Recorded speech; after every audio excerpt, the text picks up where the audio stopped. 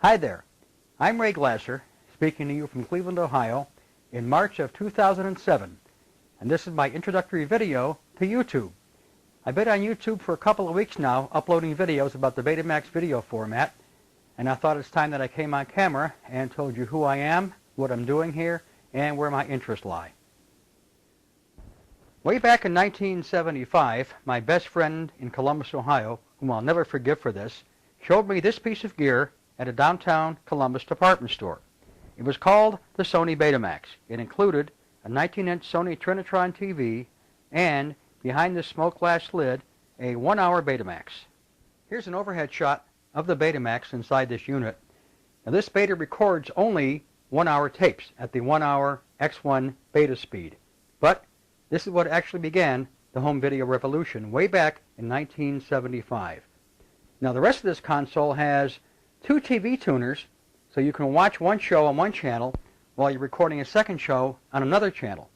It also has a mic input and an input for a black and white camera.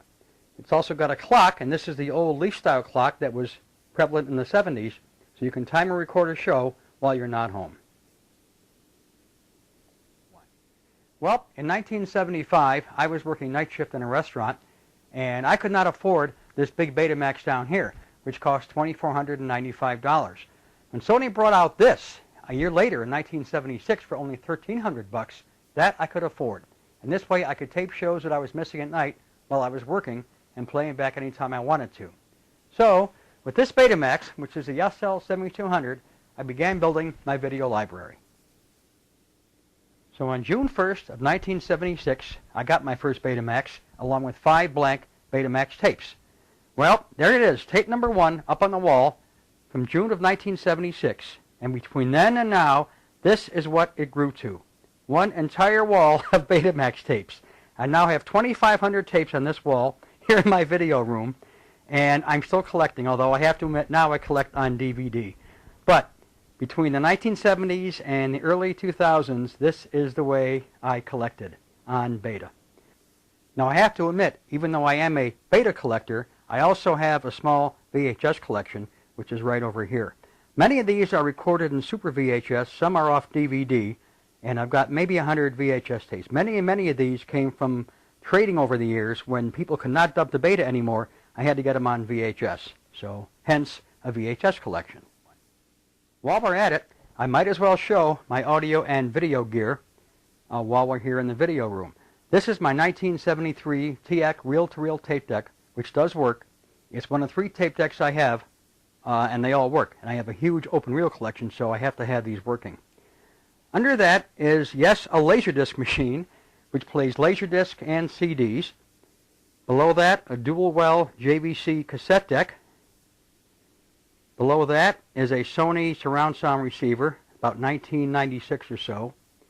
Here is my replay. This is the first replay that was ever offered back around, I think, 2000 and 2001.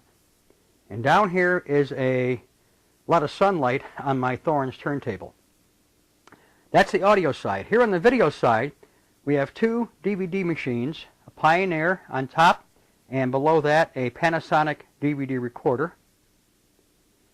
This is thanks to the Betaphile Club. Over here is one of my 4 working betas. This is an SL7200, it's vintage 1986, the Super Beta HiFi. This is the one that has a drawer that opens up, which is only available on this particular machine, which people find fascinating. It actually spits the cassette tape out and hands it to you. Below that is, yes, my token Super VHS machine. This is a JVC BR378. It's an industrial Super VHS. Below that are 3 rewinders. And what do we have up here? Up here we have all kinds of stuff. On top is a digital videotape rewinder. Below that, a time gauge corrector. Below that, a CMA color corrector. And below that, yet another DVD machine. This is a Philips DVD player. Next to that is my Sony Industrial X1 player. This is the SL7300, which handles only beta tapes in the original X1 1-hour speed. This machine was $3,300 new. I didn't pay that much for it. and it still works. And this plays back all my original beta tapes perfectly. Below that is my other SL7200 Super Beta HiFi. And below that, my pride and joy, the SL7200 editor. At one time, I had 4 of these. But to be honest, I just don't use the betas that much anymore, so really 1 is all I really need. And last but not least, my reel-to-reel collection. This is sitting here in my closet and is a veritable history of Cleveland radio. Lots of Cleveland stations here, lots of Detroit stations, and lots of music. Lots of good documentaries, too. Took me, from 1963 to about 2000 to build up this collection. And by the way, for those of you who have seen my SLJ7 demo here on YouTube, and you might be wondering, do I still have this machine? I sure do. It's still here. It still works, but I don't hardly ever use it. Mainly because it's not beta hi-fi, it's not super beta, but I can't get rid of it. First of all, it's very, very rare, and as I said in that video, there's a handful of people in the country that have or had this particular Betamax. And number 2, it was a wedding gift from my wife, so I cannot get rid of this machine. It's still in awfully good shape for a 1980 VCR. So, there you have it. Ray Glasser standing in front of his wall of Betamax tapes here in Cleveland from March of 2007. Now, why am I on YouTube? Very simple. Now I have a way of sharing all these videos, at least some of them, with the world via the internet. I've obviously got lots of stuff on tape since 1976, and now I have a way of showing all some of it to you guys. You got to bear in mind that when I began in the 70s, there were no video stores, no tape rentals, no DVDs. Most movies and TV shows were not released to the public.